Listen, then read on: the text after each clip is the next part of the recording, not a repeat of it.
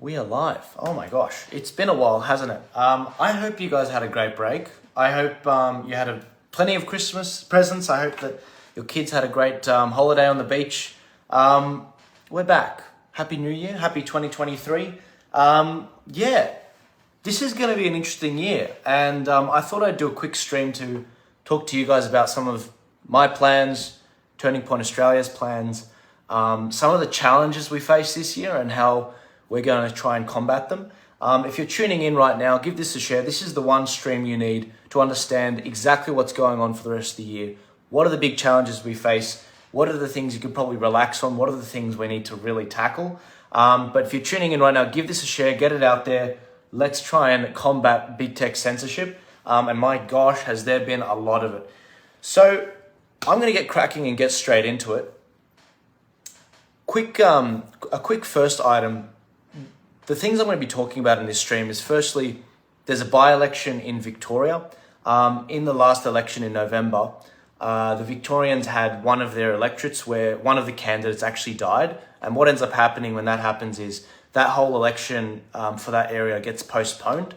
And so they've got that election coming up at the end of this month on the 28th of January, I do believe. And so we've put a how to vote card for that up on Turning Point Australia's website. So if you go to tpaust.com.au, you'll see it there. You'll see the Freedom Party people running their legends. The second thing I'm going to talk to you guys about today is the New South Wales election. What are the flow-on effects? Hi, Katrin. The voice of the parliament, what impact that has on the country as well. And I'll also be looking at exactly some of the events that are coming up where it'll be great to meet you guys in person. Most of them are free events, so it'll be good to have a chat with you guys and get to know you. But there'll be a lot of strategic events as well where we can actually look at how we can challenge some of these things that are coming up.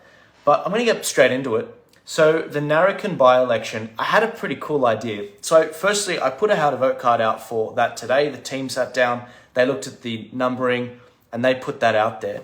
And so that's for Victoria. That's going to be done in the next 2 weeks.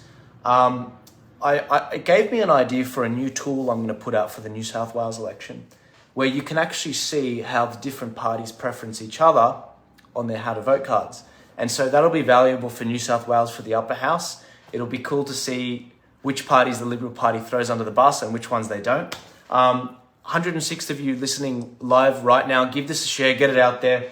If all of you guys shared this, it'll reach 10,000 people. Just saying, that's just the numbers.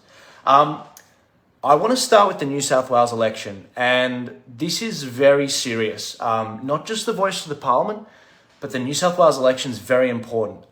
Now, this is not just a typical election, and I really need you to share this, guys. This is really important. It looks like Labor's going to win this.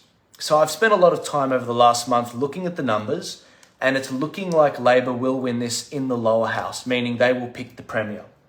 Now, why has this happened? I thought the Liberal Party were going to win this if you asked me 2 months ago.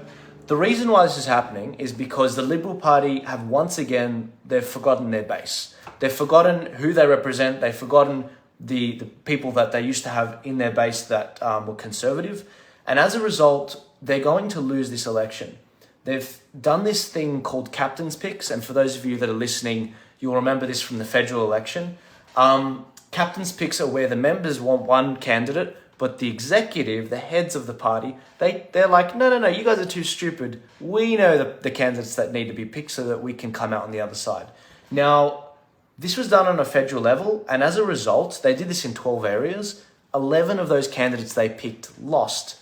And so when it comes to this election, the Liberals are going to lose because they've been throwing a lot of their best players out, and they've been really annoying the membership. And if you annoy the membership, then you don't have people to help you campaign in the election. So Chris Minns, the Labor leader, he's been really running a very tight campaign.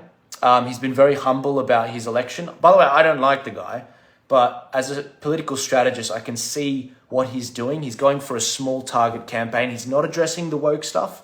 He's doing similar things to Anthony Albanese and Joe Biden, not really going into a lot of the contentious issues. And I think the guy he's looking quite like a premier right now, unfortunately. And that's the fault of the Liberal Party and the fault of Dominic Perrottet, and especially Matthew Green, who's really bad on climate change. Now, what does that mean for us? Now, this isn't a typical election, and this is why I need you guys to share this. A lot of people in the freedom movement, a lot of people with big followings, they do actually listen to these live streams.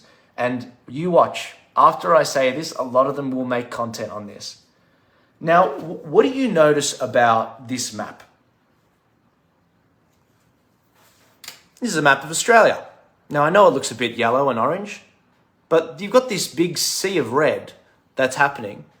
And the Liberal Party are only found in New South Wales right now and Tasmania. So it's Labor around the entire country.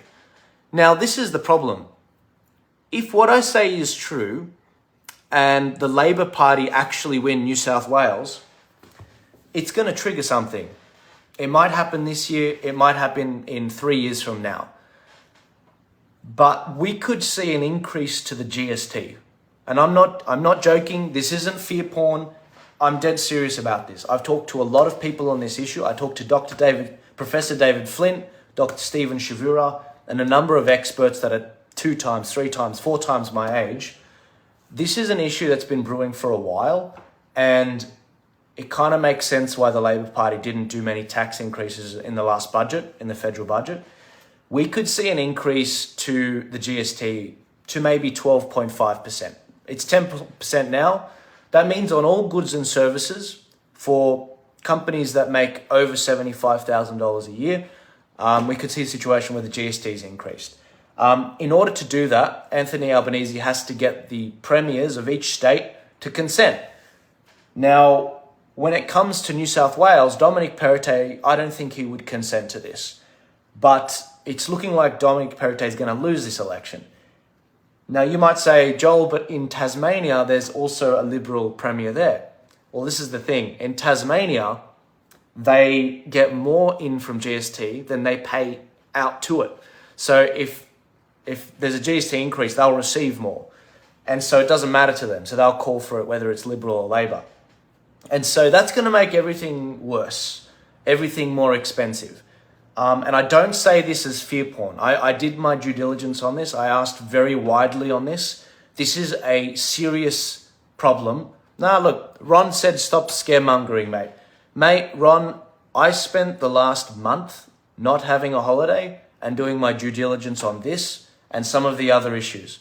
A lot of people have been talking about a GST increase for a long time. I'm not saying it's going to happen. I'm just saying they have the ability to do it. If Labor wins New South Wales, and it's looking like they will, there's a higher chance that they will do it. And so I'm not even saying that they'll do it. I'm just giving you information, and what you do with that's up to you. But you're right. A lot of people have made the point that, it could increase this year or this year. I'm just telling you, there's a big chance that they could do it. Moving on, there's also the voice to the Parliament debate as well. This is the end game. The voice to the Parliament, I used to think it was just like not as big a threat. I thought it'd fall on its face. But the establishment, the left-wing establishment is really stacking the deck. And if the voice of the Parliament gets up, we might not be recognising Australia, even what we see now. It could get, just when you think things couldn't get worse, they can always get worse. So I'm really trying not to make it sound like this is fear porn. I'm trying to be very real with you guys about the risks. But this is what we face right now. The voice to the Parliament is probably the most serious threat to our Constitution we've ever seen. The rules are stacked against us. There is no tax deductible status for those that are voting for no to the voice of the Parliament. What is the voice of the Parliament? Well, what it is, guys, is the federal government, Anthony Albanese, he's proposing to entrench into the Constitution a voice that will consult the government on Aboriginal matters. Now, the specific wording on this, and I'll read it out to you, it's this.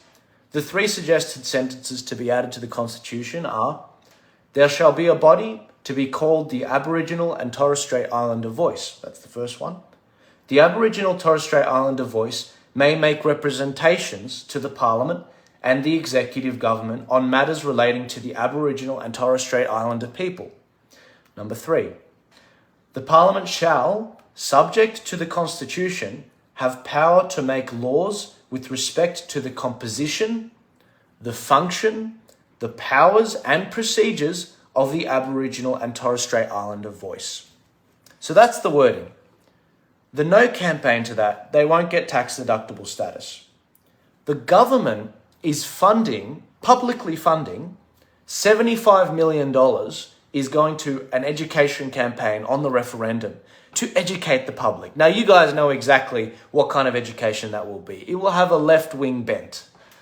They're also providing a tax deductible status to the yes vote through an organisation called Australians for Indigenous Constitutional Recognition.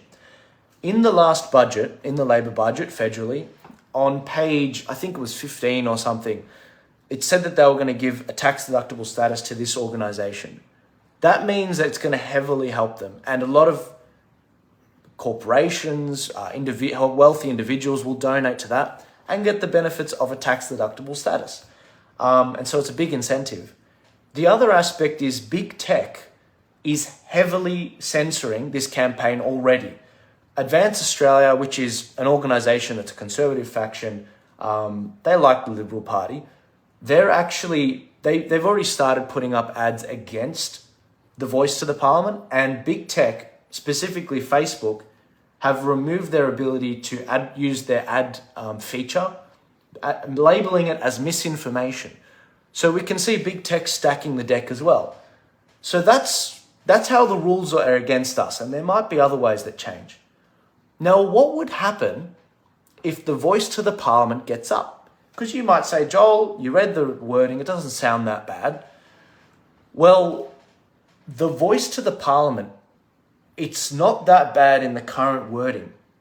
But if you read it again, and if you play back what I just read, the Aboriginal Torres Strait Islander voice may make representations and advise the government on the actual Aboriginal matters. But if you read point 3, I'll read it again. It says the Parliament shall, subject to the Constitution, have power to make laws with respect to the composition, the functions, the powers and the procedures of the Aboriginal voice. Now, what does that mean? That means that it's a blank check. It means that the Aboriginal voice, you may be voting for it for what you see right now, but the Parliament can empower the voice to do even more. What does that mean? It means you may never have to do another referendum again. It means that they may never need you to give them consent or permission to amend the Constitution. Who knows what they'll do with that power? That's unlimited power. It's a blank check. This is the end game. I'm telling you, this right here is the end game. What's the flow-on effect if the voice of the Parliament gets up? Well, where do things stand right now?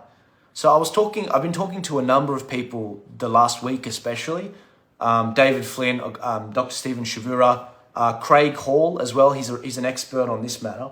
He made the point to me, and I'll be interviewing some of these people. He made the point that native title is dominating New South Wales national parks. If you look at some of the stories over the Christmas period, there are some national parks where a federal court has ruled that it's under native title. And that's a precedent I think it can actually be applied on a lot of different national parks. 60% of all the land around Australia is earmarked to be put under native title. What the absolute flood that the voice getting up is going to do is going to be insane.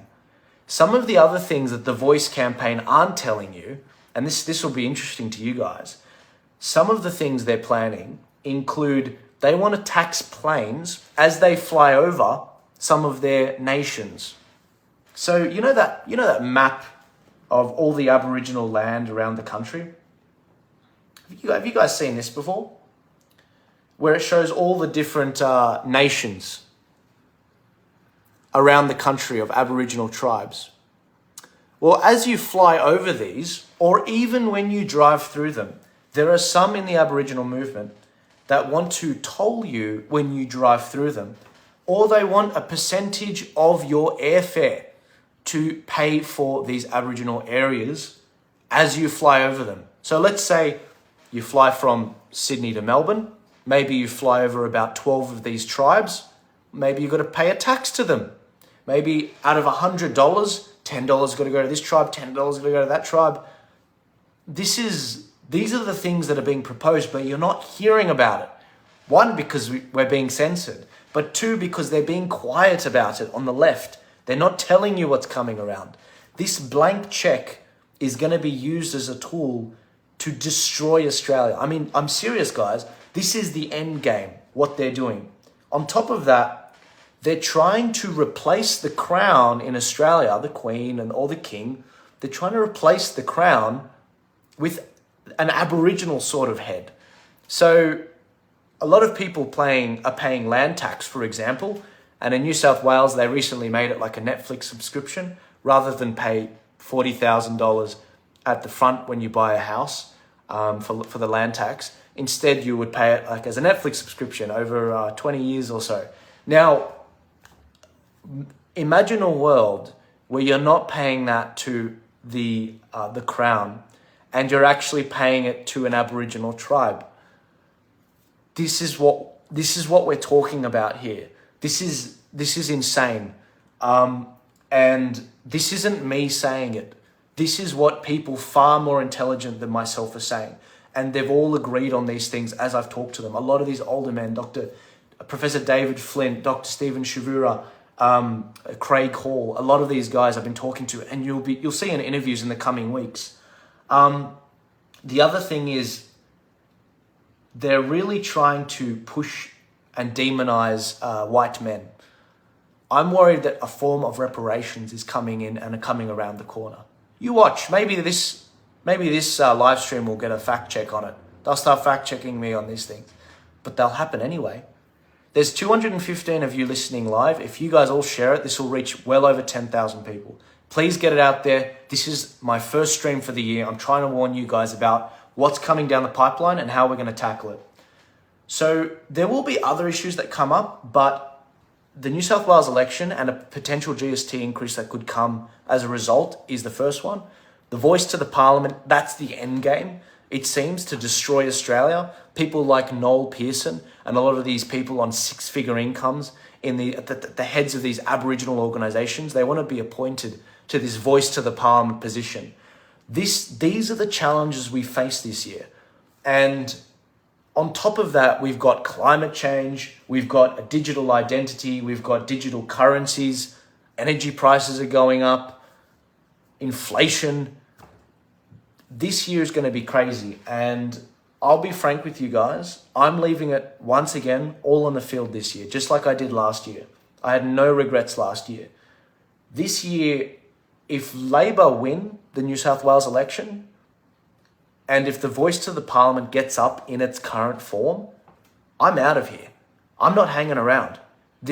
Some of this stuff from the voice to the parliament is scary. Like, we're talking about the end of Australia here.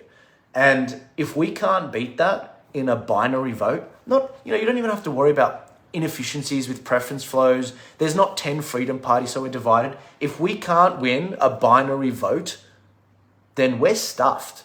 Like, this country is stuffed. Like, pick your country, move somewhere else. It may not be stuffed in the next year, but it'll be stuffed in the coming 5 to 10 years. And I won't be hanging around. And this is the small window of opportunity we have to stop it. That's what I've been working on over the summer. I haven't had a break. Normally I'd take a week off and I'd go fishing somewhere. I didn't do that. I've been working hard, making sure that this is not fear porn. I'm telling you this, a lot of people, they get online and they will tell you things to make you scared and to make you like and to make you share their content so that they get donations. This is not that. I am telling you that I am out of here if the Liberal Party lose this New South Wales state election, and I think they will, and the voice to the parliament gets up. Now, I don't think the voice to the parliament will get up. I think that the Australian people do have a logical bone in their body. I think that if we can get the word out on some of these issues about how they want us to pay a form of reparations and, these toll taxes and these plane taxes, I think we can genuinely push back on it, but the future hangs in the balance. And the most difficult thing I've learned over the last 4 years is that you have the power to make a difference. That may not be through what we do, that may be through what you choose to do, but I know it's been 3 years and we've all lost. I mean, I've lost a lot from the last few years, but this year is the end game. The voice to the parliament is like the ace, the ace of hearts. It's like, it's their final gameplay. If they get that, the constitution's just irrelevant. It's gone. Anyway, so I'm starting this year with a number of events where I'm talking about what we're doing to challenge these things. The first one's on the 24th of January, so that's next Tuesday. I'm going to the Hunter Valley and I'm speaking at Ellalong Hotel at 6:30 p.m. A lovely group of people out there I'll be talking with about the New South Wales election game plan. We saw a lot of success in Victoria. We got 4 freedom legends up in the upper house, and they actually have the votes to phase out the corrupt group voting tickets, the Glengarry tickets, which is really good. So we saw success there. But in New South Wales, I'm getting started early. I'm going to be doing a presentation there. And so that'll be the first one. I'll be running through the 6 projects we're doing. There's also a climate and energy event on the 2nd of February. We've got Mark Latham speaking there, John Ruddick, Craig Kelly. A number of doctors are speaking there as well on climate change. And we'll be streaming these events, by the way, so you can see them. And I might even put the link to that in the next few days or so to sign up. And so that'll be good. That'll be really good to talk on the climate change issue. I'm also giving a talk at a church and state conference in Coffs Harbour. It's like a regional conference. It's got a bit more of a Christian tinge, but it'll be really good to meet with you guys. That's on the 11th of February. So that is like right in like North New South Wales. And look, I've got a number of other events I'm planning that are coming up. I'm looking forward to the New South Wales election. In the federal election, we got 110,000 how to vote cards downloads in the federal election. Minimum. Like, we don't know how many of you guys were screenshotting it and sending it around to group chats and your family. If the same trend follows what we did in Victoria, we could be looking at 165,000 how to vote card downloads. That's like a whole upper house spot. The good news about the New South Wales election is Labor may get into the lower house, but the way the upper house is tracking, we're on track to get the balance of power. I'll be talking about this next Tuesday if you tune in into the live stream. But the way things work in New South Wales is our whole upper house, unlike Victoria, our whole upper house doesn't go up for election. Only half of it does. And so the guys that aren't up for election, it's actually right wing. We've got like Mark Latham, Rod Roberts, a Shooters, Farmers, Fishers guy. But the ones that are about to get in, it's looking really good. We're looking like we're going to get 3 to 4 freedom people up. And I'm telling you this now because after the election, you'll be like, oh, Joel was right. We got 3 to 4 people up, just like he said last time. And yeah, look, that'll be really good. But that will be a bulwark that'll stop the Labor in New South Wales from being able to pass anything that's outrageous in New South Wales. But in terms of the GST issue, it might not necessarily be a bad thing. I mean, consider this. I've been thinking about this a lot. If Labor wins and all the premiers around the country agree to increase the GST to 12.5%, so they increase it by 2.5%, then I think that a lot of people will wake up and they'll be very frustrated because with GST tax, guys, you can't avoid it. You actually can't avoid it. And I think that what would happen is if GST came in, a lot of people would wake up, a lot of people in cash businesses, especially a lot of construction workers would be frustrated. And I think that a lot of people, it might actually activate a lot of people, and that could be a good thing. I just don't know if they did it. I'm not 100% sure if they'd actually increase it in the next few years. I think that if federal Labor tried increasing the GST, they would lose the next federal election, but they might do it after the next federal election, and that's what I'm not sure about. But with regards to the New South Wales election, we'll be doing the same projects we did for Victoria. They were hugely successful. A reminder, if you're in Narrabeen and you've got a by-election, I got an email today from this lovely lady in Victoria. I think her name's Mari. She said, Joel, are you putting a how to vote card out? And I said, yeah, look, here it is. There you go, Narrabeen. So share it around if you're in the electorate of Narrabeen, if you've got an election coming up in a couple Saturdays. Early voting started today. And so that's out there. Did you guys have any questions before I hop off? By the way, if you want to support what we're doing, what I'm doing with Turning Point, an interesting thing I worked out over the holiday period, I was meeting with some people I ran into some people just around the country. And some of them thought that Turning Point Australia was funded by the US. And I said, no guys, I'm the director of Turning Point and I run off donations from you guys. So before I got the Turning Point brand, I used to get funding from you guys in donations, and that was just how it worked. Nothing changed. Like, all I did was I took on a brand of Turning Point. A lot of people, they got a little bit confused by that, and they thought that Turning Point USA was funding us. And that's we've never received $1 of funding from the US. That's not how franchises work. If you've ever heard about people that have taken on a McDonald's franchise, they usually pay McDonald's. They don't pay, they don't get paid by McDonald's. And so that's typically how they work. And so when it comes to Turning Point Australia, the only way we're able to do this is bio donations. If you guys like the projects that I present on the 24th, if you like the projects we're putting out there, if you like this video content and you find value in it, please donate. This is a very important year. As I said, once again, if we lose the New South Wales election in New South Wales in the lower house, and if the voice of the parliament gets up in its current form and these things start coming down the pipeline, I'm out of here. I'm not wasting time. I'm 25. I don't have time to be fighting this stuff for my whole life, just to have my money taken away from me, no matter what I'm doing with the voice of the parliament. A lot of Aboriginal elders, they don't want this. This is a corporate voice to the parliament so that the Canberra parliament can get around the constitution, that pesky constitution which is protecting people. They want to absolutely rape and pillage this country, and I will not be hanging around for it. Like, you hear me? That is the death nail, that voice to the parliament. And so I'll be doing everything I can to fight that. And I'll be working with our freedom senators, there's about 9 of them, to help get the information out there. And yeah. But other than that, I can't see any questions from you guys. Last call out for questions before I hop off.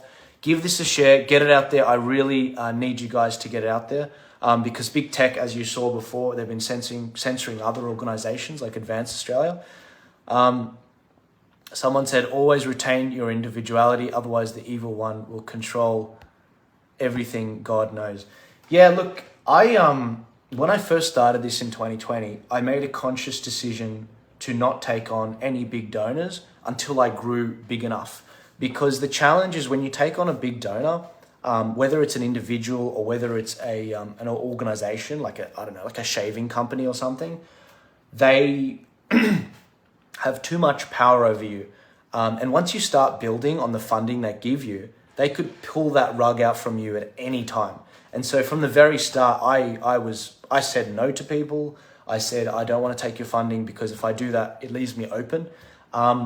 If a shaving company, for example, and they're the easiest one to use. If a shaving company and said, Joel, we want to offer you, I don't know, $2,000, $4,000 a month to get a sponsorship with you, I would probably turn it down because then what would happen is a lot of lefties would actually mob you guys and they'd harass you guys and say, why are you funding terrorism? Why are you funding right-wing extremists? And so, I really am. It's important to me that I retain my individuality. Sorry, I'm losing my voice. And it's important to me that I keep giving you guys accurate information, and integrity is key. And I understand that the moment I stop being transparent with you guys, I'm done. I totally get that. And I've been saying that for 3 years. You can go back and I've said that line exactly. Someone said, Tanya said, hopefully I'm running for the New South Wales Senate. Please contact me, Joel, to discuss. Tanya, send me an email at joel@tpaust.com.au and I'll get in contact with you. What what else have we got? Ron, I have supported your work for a few years now, mate. I really appreciate your efforts. Ron, thank you. Thank you. I really appreciate it. There's been a lot of people that we've been through a lot of crap, haven't we? We've been through a lot of shit. I've got people that have been here since the very first episode of the Ark when I used to do that. And they remember when my dad passed away on these streams. They actually remember I took 1 week off. It was the only week I took off from that show, and that was the week. Huge support for you guys. Thank you so much, Ron. You're an absolute legend. I'm gonna like that comment. Thank you, Ron. And that's the thing. I would rather be accountable to a guy like Ron. He's had my back for 3 years. Mate, where have the churches been? Where have these corporations been? Where have some of the wealthiest Australians been to help us? They've been nowhere to be found. Ron's got my back. Legend. So I've got his back with reliable information. Yanoon said, thank you, Joel. Lyle Shelton. Hi, Joel. Any help explaining the place of upper house independent groups like mine would be greatly appreciated. Yeah, so I'm going to talk more about this next week. On Tuesday, I'm live streaming an event where I'm speaking in the Hunter, and I'm going to talk to you guys about the 7 people that are running. Some are running as independents, like Lyle Shelton. He's from Family First Victoria. But some of them are in parties as well, like One Nation, the Lib Dems, IMOP. But Lyle Shelton, Craig Kelly, and Silvana Nile, they're the people that are running in the upper house, and they're not registered. So it means that you will not see a party name there. And so you guys will see this on our How to Vote cards, but a lot of people, they won't know that they're a credible person that's running.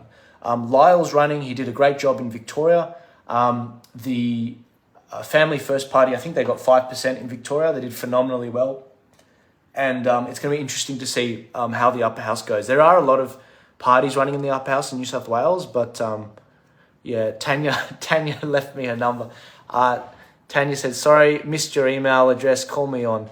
Okay, I'll get your number. I don't usually call people. I usually take emails first, Tanya. But you can play the video back and see my email. Sylvia said, on your side, been watching you for a long time. Thank you, Sylvia. Have you been watching as long as Ron? All right, guys, there's 200 of you listening live right now. Please give it a share, get it out there. I'll be doing a few more of these in the coming days. I'm going to put out some photos of all the events I'll be speaking at in the next few weeks. And it's going to be an interesting year. And I'm going to be bringing, oh, by the way, for those of you that have lasted the whole stream, good news, I'm going to be starting a new show. Do you remember those white chairs that I used to do in 2020 on the Ark? I'm bringing them back. I'm sick of doing, calls online. I want the in-person stuff. I used to have one rule, and it was like, I don't do interviews online where you're not in the same room. Well, I'm bringing back the in-person interviews. I get so sick of doing things online. You miss the intricacies and the disagreements and that beautiful thing that happens when people are sitting down having a conversation. So I'm going to be bringing that back. I'm going to be co-hosting it with a special guest. And we're going to be having interesting people in every week to explain these very issues that I've mentioned to you guys. But thank you so much. Thank you guys so much. Give this a share. Give it a like. Leave a comment. Let me know what you want to see this year. I've got big plans. I even forgot to mention to you guys, we've got some more tours coming up. 2 huge names coming out to Australia from America. I know you're going to love them. And that'll be later on in the year. I can't wait to show them to you guys and to put on another show. But God bless you all. Have a great one. Give it a share. And I hope you have an excellent night. Take it easy.